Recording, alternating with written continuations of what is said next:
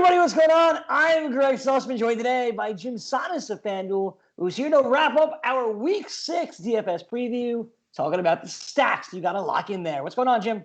It's not too bad, Greg. I'm pretty excited for this slate. I think there are a couple of very interesting games from a stacking perspective. I kind of like some game theory plays at running back too. So it's a fun slate. And I think that the plays we have listed here are part of the reason that it is fun.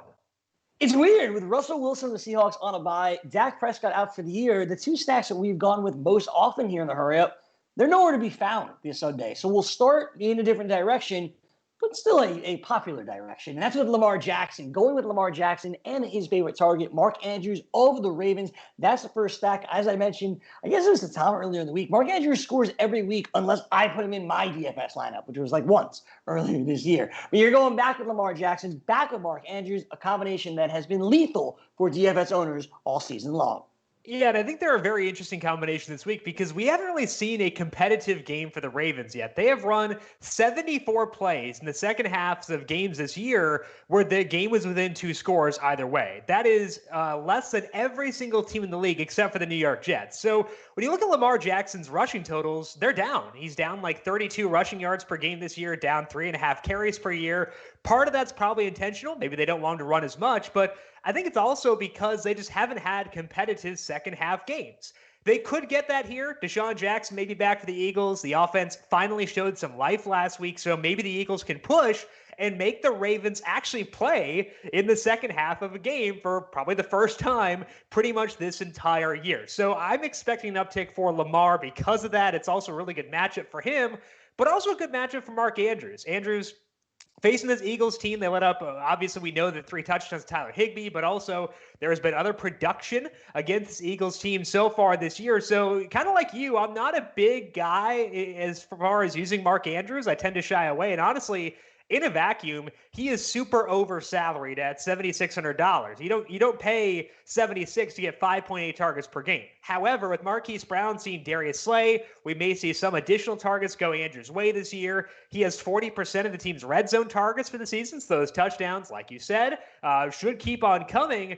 And it's also interesting to me because I don't like either quarterback or tight end this week. But I think both those positions are pretty risky. So we might as well go with guys we know have big touchdown potential with Lamar Jackson and Mark Andrews. We need the Eagles to do something here to keep this game close. But based on last week, it's possible that they do. If that does happen, we could finally see the ceiling for both Lamar and Mark Andrews.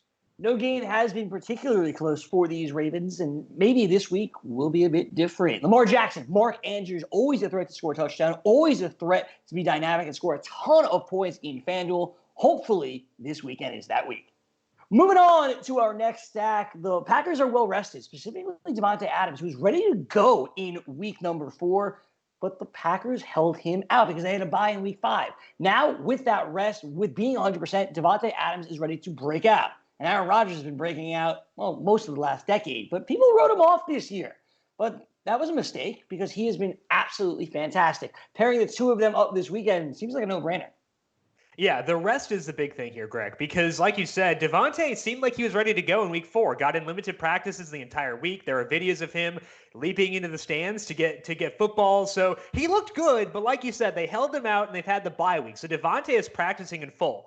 Normally, it is okay to be wary of a player coming off an injury, but I think with these exact circumstances for Davante, I'm pretty okay plugging him back in right away. We have not seen a full Davante Adams game since week 1 when he had 17 targets. 3 of those were deep, 3 were in the red zone. That is disgusting usage. And now he gets to come back in a game that I love from a stacking perspective because it kind of seems like Chris Godwin should be back for Tampa Bay as well. You know, Mike Evans hinted at that yesterday. Godwin has been practicing in limited fashion this week. So we could see both Davante and Godwin return. And if we get that, this game has a lot of shootout potential. And that's what makes me like Aaron Rodgers. He has been the most efficient quarterback in football so far this year, despite not having Davante for 2.5 out of 4 games.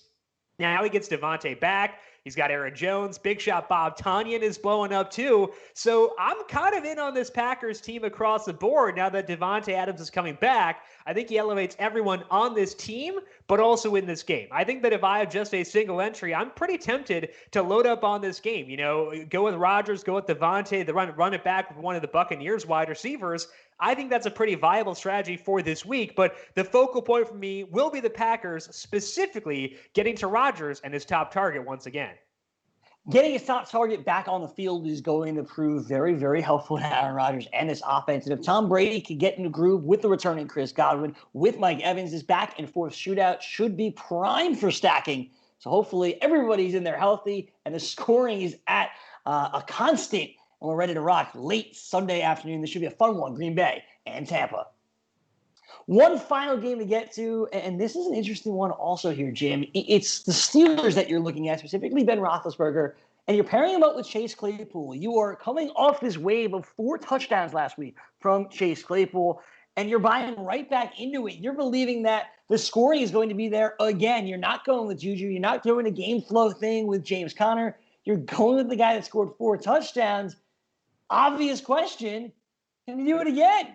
I think his odds of doing it again are better than Juju's because Juju doesn't get downfield targets. So I'll take Chase Claypool instead here and kind of see what happens. And that's what I want. I want money targets. And Chase Claypool got money targets and money carries back in week number 5. He had those 11 total targets in the 2 games with elevated snaps. Claypool has averaged 3.5 deep targets per game. And as I said, he got that rush near the goal line. And honestly, just rushing attempts for wide receivers are valuable because it means A, the team wants the ball in that guy's hands, and B, he can just score points on those rush attempts too. Those are 2 really valuable things to have, and Chase Claypool is getting those right now.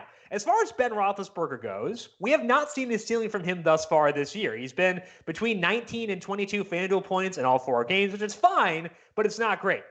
But there are a lot of components that could lead to a ceiling in this one. Specifically, I love the way this game sets up because it is a high total game. It is a tight spread of just 3 points. We've seen the spread tightening as the week has gone along as well. And that's what I want for my quarterback. I want him to be in games that have a lot of back and forth potential, just as we saw with Aaron Rodgers in that game against Tampa Bay as well. So it could be a high scoring game with a lot of back and forth action.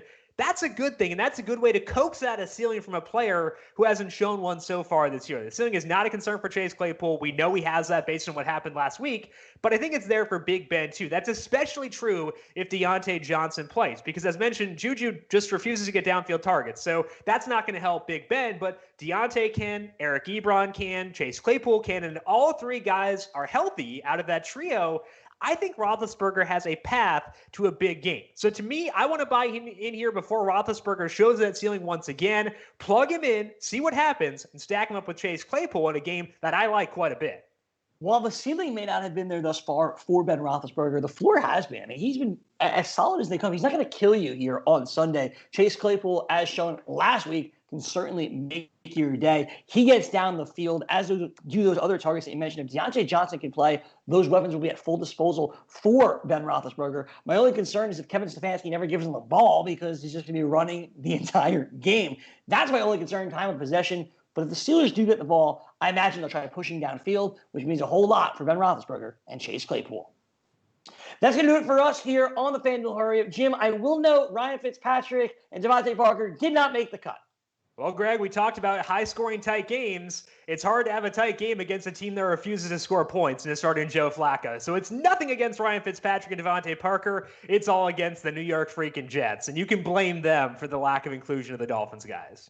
Just rude by Adam Gase, which is pretty standard, I'd imagine. For Jim Sonis, I am Gregg Sussman. Have a fantastic weekend. Enjoy Week 6, and we'll see you back here on Monday as we go over everything you missed and all the players whose stock is rising here on Monday. Enjoy Week 6, everybody.